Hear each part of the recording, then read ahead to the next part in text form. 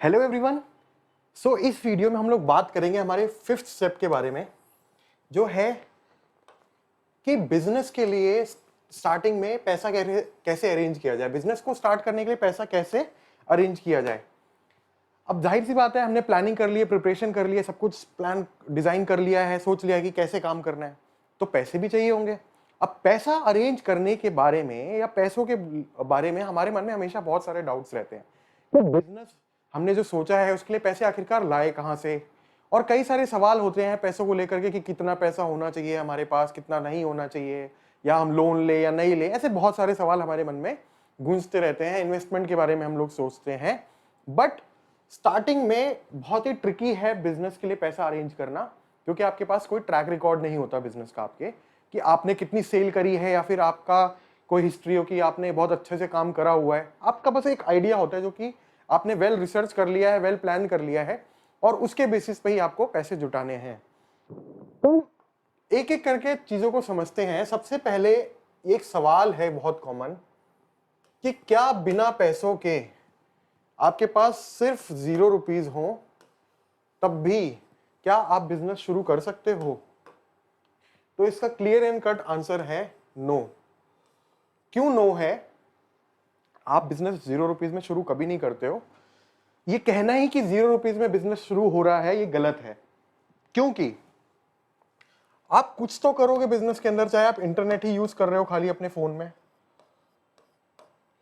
उसकी भी एक कॉस्ट होती है, फ्री में कुछ नहीं होता। और किसी फ्रेंड से हेल्प ले रहे हो, अपना खुद का काम कर रहे हो, उसकी एक वैल्यू है, उसकी एक कॉस्ट है, भले से आप दे नहीं रहे हो, आप उसको जीरो मान सकते हो। लेकिन चाहे आपने ₹10 भी किसी को दिए अपने बिजनेस के किसी एक्टिविटी के लिए, आपने कोई छोटी सी एड लगाई, या फिर आपने इंटरनेट का पैक रिचार्ज करवाया जिस स्पेसिफिकली, या फिर वाईफाई लगवाया, चाहे वो ₹800 महीने का आपने वाईफाई लगवाया घर पे, या फिर आपने मोबाइल खरीदा, स्मार्टफोन खरीदा, या फिर लैपटॉप खरीदा, ये सोच करके कि आपको बिजनेस करना है, तो आप ये नहीं कह सकते कि आपका बिजनेस ₹0 में शुरू होता है। बिजनेस के लिए हमेशा कोई ना कोई इन्वेस्टमेंट आपको करनी ही पड़ेगी। वो इन्वेस्टमेंट कितनी होगी ये इसके ऊपर डिपेंड कर सकता है कि आपका आइडिया क्या है। अब यही मुद्दा है कि how much money do we need to start a business. हमें यह कैसे पता चले कि हम स्टार्टिंग में कितने पैसे अरेंज करें कि हमारा बिजनेस हम सेटअप कर पाए और उसको चला पाए और वो बंद होने के कगार पर ना आए। तो मेरा एक्सपीरियंस और मैंने जो स्टडी किया है बिजनेस को, ये कहता है कि एटलीस्ट 6 महीने का आपके पास पैसा होना चाहिए, जिसमें कि आपको बिजनेस का भी कॉस्ट हो जितना रिक्वायर्ड हो, और आपको रनिंग कॉस्ट भी हो, रनिंग कॉस्ट और कैपिटल रिक्वायर्ड। ये दोनों आपके पास होना बहुत जरूरी है। ये दोनों आपके पास कितने महीने का? 6 महीने का बजट आपके पास होना चाहिए। अब आप सोच रहे होंगे कि हमारा आइडिया तो बहुत धांसू है, हमें 6 महीने का बजट क्यों चाहिए, हम पैसे नहीं कमाएंगे क्या? पैसा हर कोई कमाता है बिजनेस में। हो सकता है शुरू में एक दो हफ्ते ना कमाए, महीने भर ना कमाए, बट कमाने लगता है अल्टीमेटली। बट ये जरूरी नहीं है कि आप प्रॉफिट करो, हो सकता है आप लॉस में रहो। तो आपके पास 6 महीने का अगर फंड होगा अपने बिजनेस के लिए, तो आपको अपने बिजनेस के अंदर वो बदलाव लाने के लिए, या फिर वो चीजें प्लान करने के लिए, एग्जीक्यूट करने के लिए, जिससे कि आपका बिजनेस ग्रो कर सके, प्रॉफिट लेवल पर आ सके, ब्रेक इवन पॉइंट तक आ सके, उसके लिए ये जरूरी है कि आप अपनी सेफ्टी के लिए, ताकि आपका बिजनेस फेल ना हो, आपके पास 6 महीने का बजट हो। और ये 6 महीने का बजट आपको कैलकुलेट कैसे करना है, वो भी मैं आपको एक एग्जांपल समझाता हूं। मान लेते हैं एक ई कॉमर्स स्टोर खोलना है, हमें वेबसाइट बनानी है और उस पर प्रोडक्ट सेल करने हैं। वो किसी भी तरीके के प्रोडक्ट्स हो सकते हैं, वो किसी भी तरीके के प्रोडक्ट्स हो सकते हैं। हमें सिर्फ एक ई कॉमर्स स्टोर के बारे में सोचना है, ऑनलाइन ई कॉमर्स स्टोर है। तो सबसे पहले देखेंगे कि फिक्स्ड कॉस्ट क्या है, यानी इनिशियल कॉस्ट क्या है हमारे सेटअप की। अब हमें सबसे पहले एक कंपनी बनानी पड़ेगी। तो हम यहां पर, मैं एक लौता इंसान शुरू कर रहा हूं एक कंपनी, तो मैंने डिसाइड किया कि मैं प्रोप्राइटरशिप फर्म करूंगा स्टार्ट। तो मेरे को सबसे पहले जीएसटी और पैन कार्ड अप्लाई करना पड़ेगा। इसका खर्चा लगभग ₹500 आएगा। जीएसटी और पैन कार्ड का। आपको पैन कार्ड आपके पास हो तो वेल एंड गुड, अगर ना हो तो पैन कार्ड आपको अप्लाई करना पड़ेगा। और जीएसटी अगर आप अप्लाई करना सीख लो तो फ्री में हो जाती है, उसके लिए कोई कॉस्ट नहीं पड़ती है। उसके बाद आपको एक डोमेन खरीदना पड़ेगा और सर्वर खरीदना पड़ेगा। 1 साल के लिए मिलता है सर्वर और डोमेन। इसकी कॉस्ट हमने मान ली 10,000 रुपए। उसके बाद वेब डेवलपमेंट कॉस्ट, अगर आपने अच्छे से वेब डेवलपमेंट सीख लिया, वर्डप्रेस के ऊपर आप वेबसाइट डेवलप कर रहे हो जिसमें कि कोई एडिशनल कॉस्ट नहीं आती, तो आप 10,000 रुपए में ठीक ठाक ई कॉमर्स वेबसाइट बना सकते हो। स्टार्टिंग के लिए आपको बहुत ज्यादा इन्वेस्ट करने की जरूरत नहीं है। आपको एक बेसिक ऑफिस फर्नीचर चाहिए जहां से आप प्रोडक्ट्स को भेजोगे, शिप करोगे, टेबल चेयर चाहिए काम करने के लिए, 5,000 रुपए उसके। आपको एक प्रिंटर चाहिए होगा ई कॉमर्स के लिए, क्योंकि जब आपके ऑर्डर्स आएंगे तो आप उनको उनका लेबल प्रिंट करना पड़ेगा, उसके लिए आपको स्टेशनरी का सामान लेना पड़ेगा, आपको पेपर्स चाहिए प्रिंट करने के लिए, फाइल्स चाहिए, नोटबुक्स चाहिए, स्टॉक लेना पड़ेगा आपको। तो मान लेते हैं आपने मिनिमम 10,000 रुपए इन्वेस्टमेंट किया स्टॉक के अंदर, जो कि आप सामान बेचना चाहते हो। हम सामान को भी मान लेते हैं कि हम लोग ब्लूटूथ स्पीकर्स बेच रहे हैं यहां पर इस ई कॉमर्स वेबसाइट पे।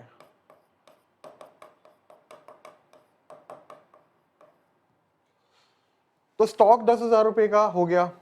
और इक्विपमेंट्स और टूल्स, ई कॉमर्स के केस में कई बार कुछ टूल्स की आपको जरूरत पड़ सकती है, जैसे कि टेप डिस्पेंसर हो गया पैकिंग के लिए, कटिंग के लिए कोई टूल्स की जरूरत पड़ सकती है। तो हम एक मिसलिनियस अमाउंट को भी इसी के अंदर ऐड करके 5,000 रुपए और जोड़ देते हैं इसमें। जब हम इन सभी चीजों को ऐड करेंगे 500, 10,000, 10,000, 5,000, 5,000, 1,000, 10,000 और 5,000, तो जो इसका टोटल आता है वो आता है 46,500। ये हमारा आ गया फिक्स्ड कॉस्ट, जो कि हमें इनिशियली सेटअप में लगा देना है। ये हर महीने की कॉस्ट नहीं है, ये हमें सिर्फ एक बार ये अमाउंट खर्च करना है। फिर उसके बाद हमारी जो फिक्स्ड मंथली कॉस्ट है, जो कि हमें पता है कि लगेगी, वो पैसे हमें कितने होंगे। ऑफिस का रेंट, मान लो हमने एक ऑफिस लिया रेंट पे, जरूरी नहीं कि आप रेंट पे ले रहे हो सकता है आप अपने घर से करो ऑपरेट, और या फिर कोई ऐसी जगह जो कि आप ऑलरेडी ओन करते हो। 10,000 रुपए के हिसाब से 6 महीने का रेंट कितना हो गया, 60,000 रुपए। यहां पर हम हर चीज 6 से मल्टीप्लाई करेंगे क्योंकि हम 6 महीने का बजट लेकर के चल रहे हैं। सैलरी ऑफ एम्प्लॉइज, हम मान के चल रहे हैं कि हमें शुरू में 20,000 रुपए सैलरी पे खर्च करना पड़ेगा। हमें बेसिक लेवल के 1-2 एम्प्लॉइज रखने पड़ेंगे अपनी टीम में, जो कि हमारे ई कॉमर्स के ऑर्डर फुलफिलमेंट में हमारी हेल्प कर सकें। तो उसकी 6 महीने की वर्थ हो गई 1,20,000 रुपए। आपकी सैलरी आप मान के चलो 20,000 रुपए, आपकी 1,20,000 रुपए। ये एक बहुत इंपॉर्टेंट एस्पेक्ट है जिसके ऊपर आपको ध्यान देना है। Your salary very important. जब भी आप बिजनेस करो तो आप हमेशा खुद के लिए भी एक बजट बना करके चलो कि आप भी उस बिजनेस से इतने पैसे अपने लिए मान करके चलोगे, क्योंकि आप भी मेहनत कर रहे हो। और आपको अगर पैसे नहीं मिलेंगे, आप अपने खर्चे नहीं चला पाओगे, तो आपको लॉस होगा। तो हमेशा बजट बनाते वक्त इसको जरूर कंसिडर करो कि आप ये पैसा भी खर्च करने वाले हो, ताकि आप अपने सेल्स के टारगेट को, अपने माइलस्टोन को हमेशा उसी हिसाब से सेट कर सको। इलेक्ट्रिसिटी बिल है, अगर 2,000 रुपए महीने आ रहा है तो 6 महीने के हिसाब से 12,000 हो गया। और अदर ओवरहेड कॉस्ट, ओवरहेड का मतलब जो भी अन्य तरह की कॉस्ट आ रही है, चाहे वो टेलीफोन बिल्स हो, शिपिंग कॉस्ट हो, या कोई भी ऐसी चीज जो कि आपकी प्री प्लान नहीं है, आपने उसके लिए बजट बना लिया है 5,000 रुपए, तो 30,000 रुपए ये हो गया। मार्केटिंग बजट आपने बना लिया 5,000 रुपए महीने के हिसाब से, और उसके बाद 30,000 रुपए इसका हो गया। तो टोटल ये हो जाता है 6 महीने का 3,72,000 रुपए। तो ये आया कितना, 3,72,000 रुपीज फॉर 6 मंथ। 6 महीने के लिए इतना आपका मंथली कॉस्ट आ गया। अब यहां पर आप ये भी सोच सकते हो कि स्टॉक तो हमने 10,000 का लिया था, फिर हम कैसे सेल करेंगे, और ज्यादा कैसे करेंगे। तो क्योंकि जब आप सेल करोगे उसका पैसा आपको दोबारा मिलेगा भी, तो आप उससे दोबारा स्टॉक खरीद सकते हो, इसलिए उसको यहां पर रखने की जरूरत नहीं है। अब आपको यहां पर क्या चीजें ध्यान देनी है कि यूजुअली क्या होता है कि हम सिर्फ इनिशियल कॉस्ट के बारे में सोचते हैं, और वो भी सिर्फ मेजर चीजों को जोड़ते हैं, बाकी छोटी मोटी चीजों को जोड़ देते हैं। तो ऐसा नहीं करना है, हमें हर छोटी सी छोटी चीज को इंक्लूड करना चाहिए, और 6 महीने का रनिंग कॉस्ट भी इंक्लूड करना चाहिए, ये मान करके कि हमारी सेल्स भैया 0 होगी। ये मान के चलो कि 6 महीने सेल्स 0 होगी, और उसके हिसाब से अपना बजट बनाओ ताकि आपको दिक्कत ना आए। सेल्स आएगी तो वो बोनस है। ये मैटर नहीं करता कि आपका आइडिया कितना भी अच्छा हो और आप कितने भी तगड़े व्यक्ति हो, कितने भी स्किल क्यों ना हो आपके अंदर, आपको अपने बिजनेस को सीखने की जरूरत पड़ती है शुरू के कुछ महीनों में, जिसकी वजह से आपको लॉसेस हो सकते हैं। बट उस केस में आपको प्रिपेयर रहना पड़ेगा कि आपका बिजनेस चलता रहे जब तक आप इतने पैसे ना कमाने लगो कि आप स्मूथली अपनी कंपनी चला पाओ। अगर आपके पास पैसे नहीं होंगे, आपको लॉसेस होंगे, तो क्या होगा? आपके पास दो ऑप्शंस होंगे, या तो आप शट डाउन कर दोगे अपने बिजनेस को, या फिर आप लोन लेने के बारे में सोचोगे। बट वो हमेशा एक प्रॉब्लमेटिक चीज होती है, लोन लेना। तो अब इसके बाद सवाल यही आता है, क्या हमें लोन लेना चाहिए बिजनेस को स्टार्ट करने के लिए? लोन लेना चाहिए कि नहीं लेना चाहिए? ये सवाल एक बहुत बड़ा सवाल है।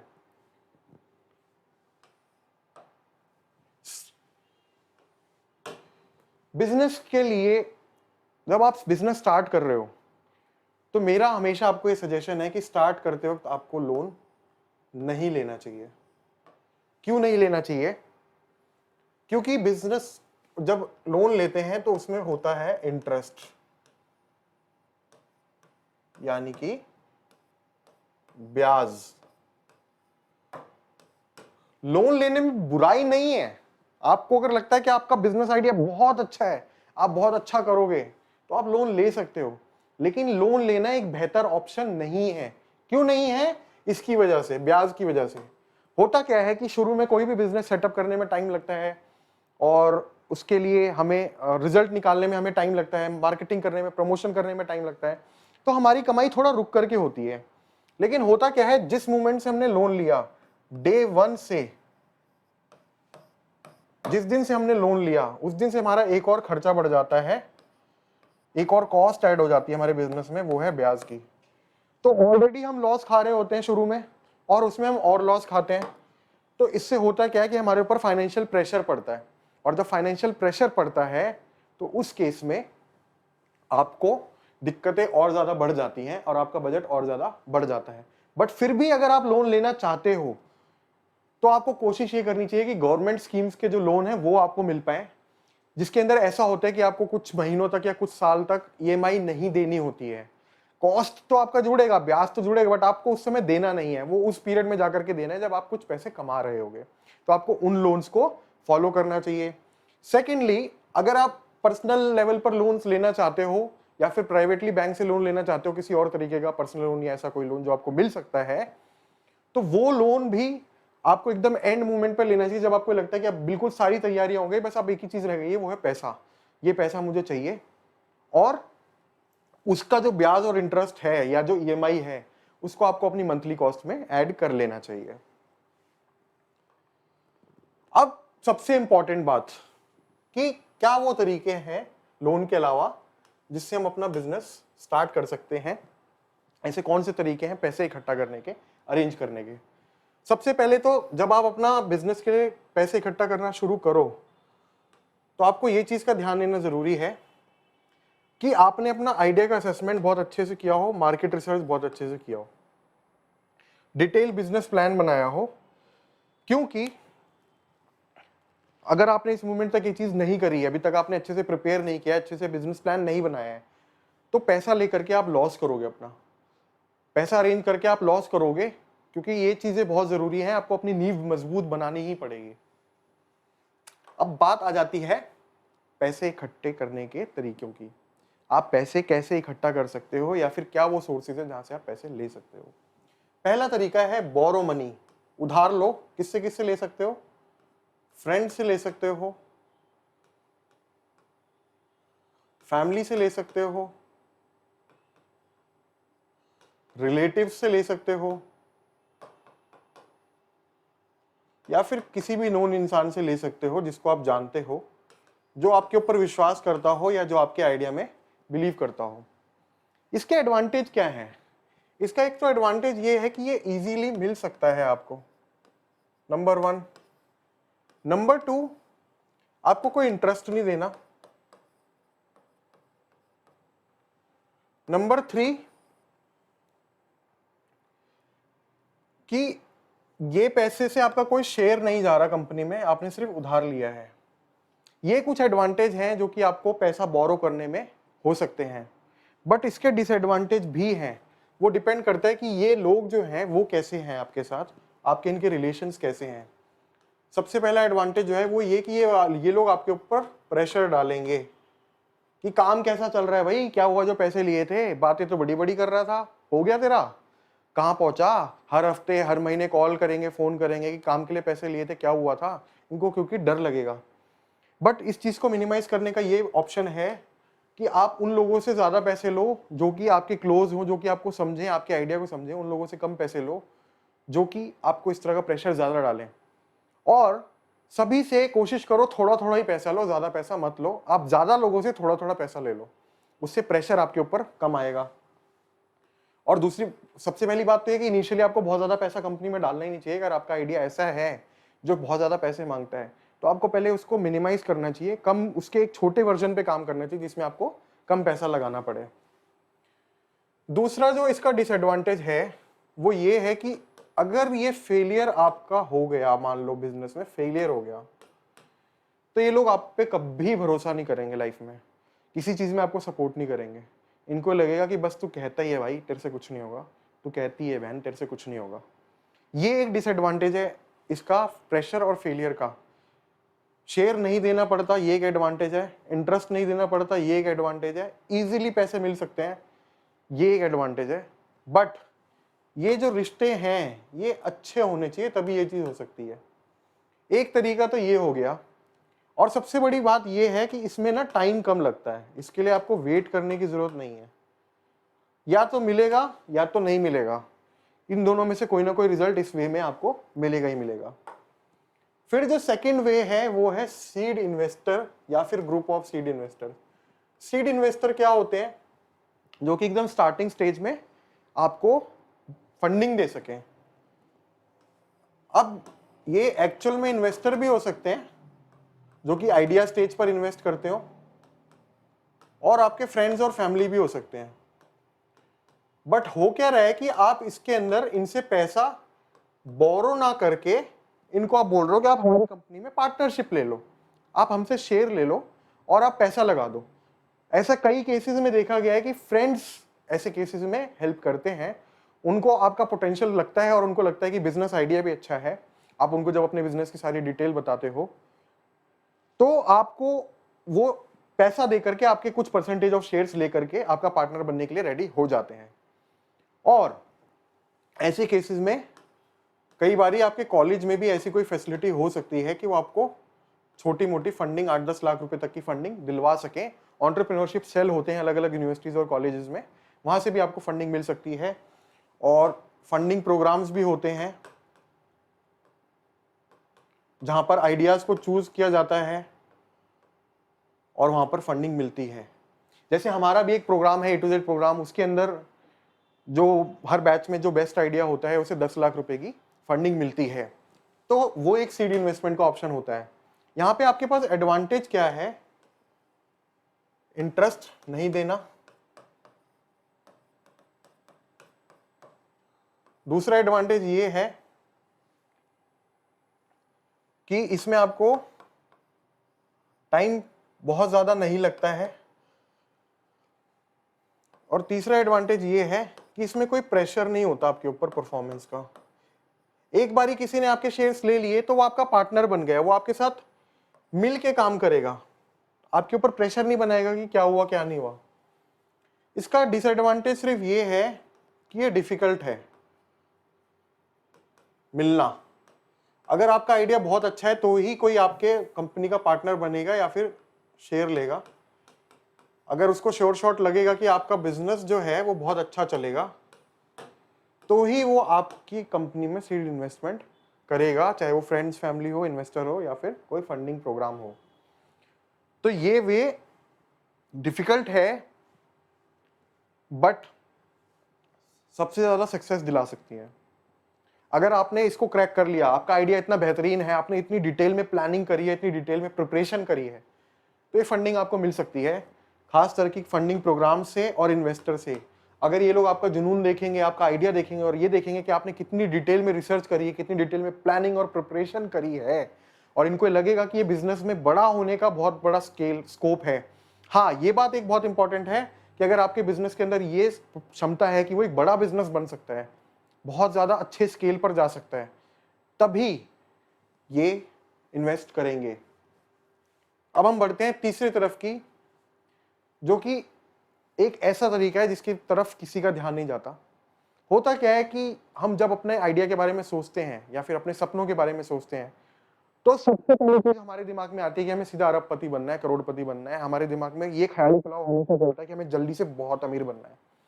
भैया जब बहुत अमीर बनना है तो बहुत सारा पैसा भी लगाना पड़ेगा, लेकिन अगर पैसा नहीं है तो आप जरूरी नहीं है कि एक बारी में बहुत ही अमीर बनो।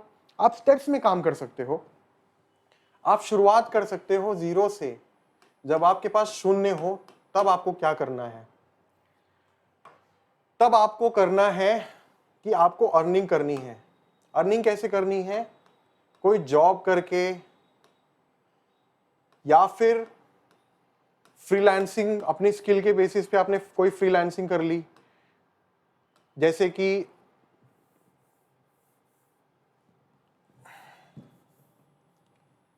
जॉब कर ली, फ्रीलांसिंग कर ली,